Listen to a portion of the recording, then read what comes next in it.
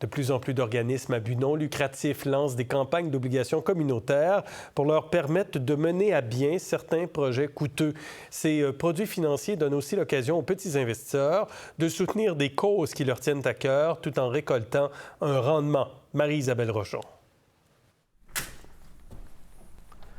Ici, on voit que c'est un bâtiment qui a besoin de beaucoup d'amour.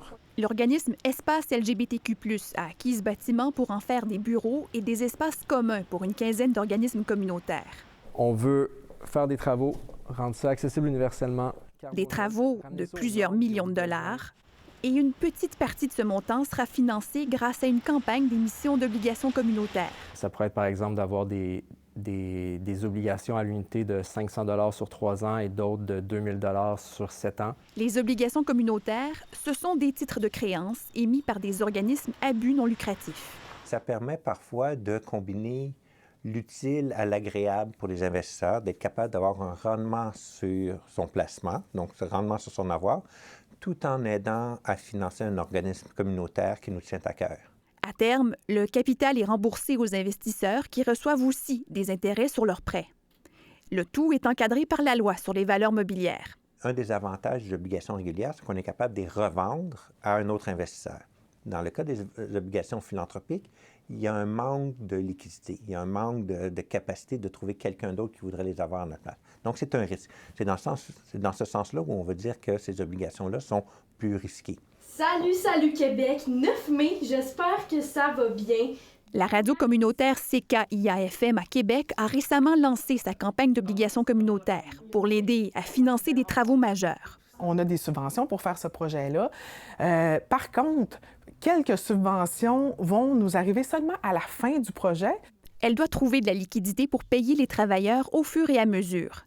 Et elle garantit un remboursement aux investisseurs grâce à l'un de ses placements. De dire, bien, écoutez, ce placement-là, on ne le réserve pas à d'autres choses. Il est réservé à rembourser les gens qui vont vouloir le remboursement de leur obligation communautaire en juin 2027. Les obligations communautaires existent depuis près de 20 ans au Québec. Et depuis 2022, une vingtaine d'organismes ont lancé des campagnes du genre. Il y a des endroits que j'ai investis parce que je crois vraiment à la valeur et aux missions. Puis je pense qu'il y a un prix aussi à l'inaction. Sydney Bala a investi près de 2500 $ au sein de 3 différents organismes. L'un des projets servira à bâtir des logements communautaires. C'est vraiment par rapport à la dignité. Donc, si on perd la dignité humaine en tant que société québécoise, je pense que c'est ça le plus grand risque, que je perds 1000 $ ou 2000 $. Fait qu'on compte sur une vie active culturellement aussi dans le bâtiment, qu'il y ait des événements. Les événements peuvent en même temps renforcer notre résilience économique. Espace LGBTQ+, estime les coûts des travaux à 18 millions de dollars. L'émission d'obligations communautaires lui permettra d'avoir une moins grande dépendance face au financement public. C'est de montrer qu'on fait nos devoirs, qu'on n'est pas en mode attente, qu'on est proactif, que les gouvernements voient que c'est un projet qui va se réaliser.